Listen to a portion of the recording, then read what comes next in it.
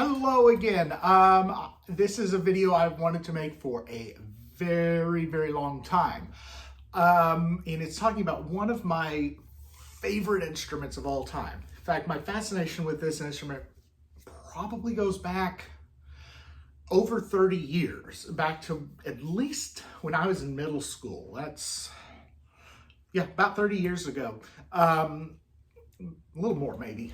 And it's a double reed instrument. Me being a bassoonist, I do like my double reed instruments. And it is the greatest what could have been story in orchestral and wind band music. Very rarely do we have an entire developed family of instruments that goes completely extinct. Nobody uses them. What is that instrument? The sarrusophone. What is a sarrusophone? This is a sarrusophone. In particular, this is an E-flat contrabass sarrusophone. This is by far the most common size of the family. Family of these things? Yep. 10 different sizes of sarrusophones have been made over the years in more or less 7 or 8 different pitch classes, from sopranino all the way down to contrabass. In fact, there are 3 sizes of contrabass, and this is the smallest one. This, however, was the only instrument that really got any use. This particular instrument is a contrabass made by the C.G. Kahn factory, made in the United States. The only size that was actually ever made in the United States. They made about 300 of these. Other companies that produce sarrusophones: Buffet Crampon, Tribert, Quinon, and Gautreaux. And there may have been a few others here or there, but those are the main ones. In fact, Gautreaux was the first to make them, and they named the instrument after the band leader Pierre-Auguste Sarrus. It was designed to kind of be a takeoff of the saxophone. So much so that Adolphe Sax sued Gautreaux. Not successfully, because Sax himself had stolen a lot of the concepts from Theobald Böhm. So, Sax was just really litigious. But what is a sarrusophone? It is a double reed instrument. Here's the double reed, one of them. I've actually got a handful of reeds for this one, but this is the one that I've been using over 20 years. And it is, of course, a metal double reed instrument. It is fingered very similarly to a saxophone. I'll play a little bit of it. I'll just play a C major scale, written C major.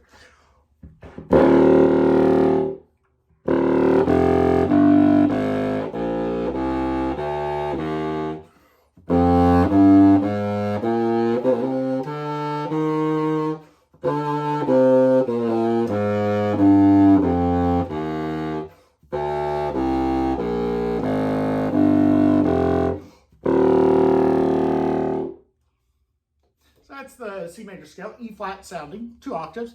The lowest note of this instrument is a written B flat sounding D flat 1, the D flat right at the bottom of the piano.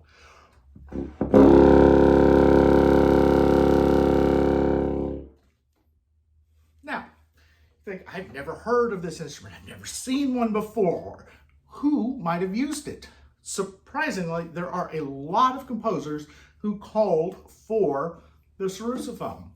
It was, in France, the de facto contrabassoon from the time of Camille Saint-Saëns to the time of Ravel. So roughly 1860, 1865 to about 1912, 1915. Anything that calls for contrabassoon by a French composer in that 50 or so year span was intended for a contrabass sarrusophone. Either this instrument in E flat or the slightly larger size in C. The C sarrusophone, the C contrabass, was only used in French orchestras, and it is exceedingly rare. As far as I can tell, maybe a total of 9 are extant. That's it, 9 C contrabasses in the world. Some of them are in museums, a couple are in private collections, but that's about it. This is actually the size that most orchestration books talk about, but they don't realize how exceedingly rare it is. The E-flat contrabass is several orders of magnitude more common. But, so Ravel, Debussy, Saint-Saëns, Florent Schmitt, I'm trying to think, Lily Boulanger. These were all composers who were writing for it in France. In England, you would have seen it by Friedrich Delius and Arnold Bax. And probably the biggest advocate for it was Percy Grainger. Percy Grainger actually owned several sizes of sarrusophone, including one of the rarest sizes, an E-flat sopranino. Maybe 3 or 4 of those instruments are extant, including one in the Grainger Museum in Melbourne, Australia. Now, I said this comes in a family. Well, I don't happen to have just one sarrusophone here. I've got 2. This instrument here is a baritone sarrusophone. It's 1 octave higher than the E-flat contrabass I just showed. However, this instrument is not in playing condition. It needs a full restoration, including a key missing, and most critically, a vocal missing. Sad, but when an instrument is 150 years old, things go missing in time. And the plan is this instrument is going to get fully restored. These are not my instruments. They belong to a dear friend of mine, and we are planning to fully overhaul them and maybe do something else. But that's further down the road. As I've said, I have been fascinated with these instruments for like 30 years, and I have long wanted to hear what they would sound like in a wind band or in an orchestra, and we're slowly getting that with my my Symphony No. 3. There is a set of 4 sarrusophone parts, including baritone, bass, and 2 of the E-flat contrabasses, and I'm going to record some of those E-flat contrabasses here maybe later this afternoon. Who knows? I'm going to set the Gautreaux baritone aside, but this is one of the weirdest and most unusual woodwinds that could have been. Now, there was a time when these instruments were common in the wind band world, particularly in the United States in the 1920s. The U.S. Army put in an order from C.G. Kahn for 148 sarrusophones, 1 for each of their Army bands. This was under the direction of General Pershing, who wanted a fully staffed Army band for every division. So each one of those bands got a sarrusophone from C.G. Kahn. It is likely that this instrument, because its serial number is under 148, would have been one of those instruments destined for an Army band. We don't know. A lot of the records for that are lost.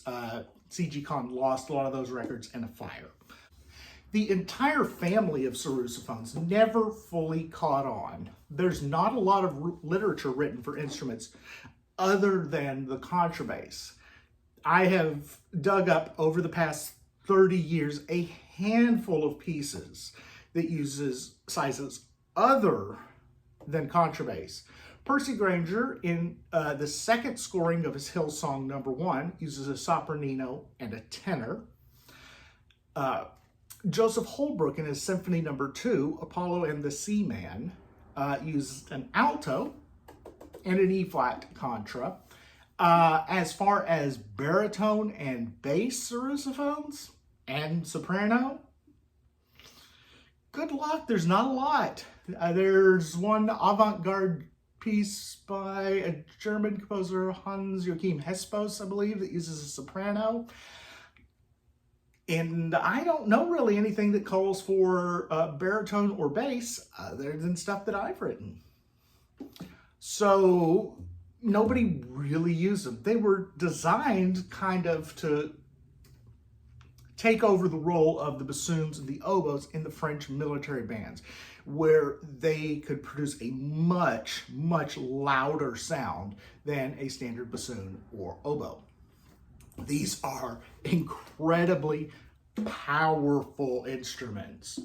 I can relate a story. I played sarrusophone, an instrument very similar to this one, in my undergrad years. And the first year, second year we were playing, we were doing a mass band. All the band students in the school got together. We had like 150 people on stage. And we were just, I think we were playing a march of some kind. I can't remember what we were playing. And we're just warming up or playing through it. And the assistant conductor comes up to the bassoon section during a pause while the conductor was working with somebody else. And he's like, Brett, all we can hear is that goddamned sarrusophone. Actual quote. Because I could actually outplay on a sarrusophone an entire 150-piece band. That's how loud this thing can get, which for a bassoon player is unheard of, to be able to drown out the brass. This thing has some power to it. Now, it can also play very softly. It's got a huge, huge dynamic range.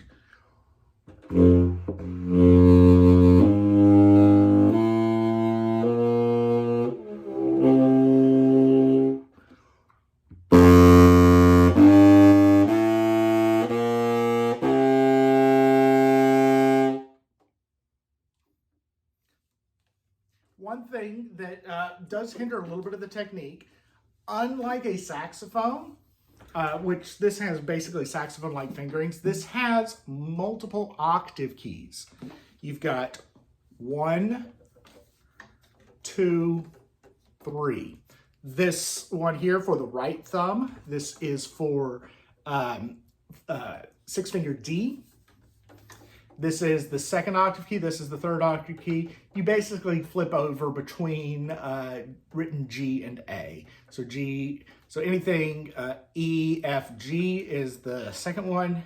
A, B, and C is the first one, or the third one. However you want to number them. There's no method book for these. Well, there were a few method books, but they're long since out of use. But that is the sarrusophone. And I do plan to do some more in-depth videos on these instruments, particularly looking at the contrabass and the baritone that I have here. At some point, I do plan on showing off one more size of sarrusophone as soon as I'm able to get my hands on it. Hopefully here in a few weeks, maybe another month or so, but look forward to that. And until next time, let me know if you have any questions about the sarrusophone.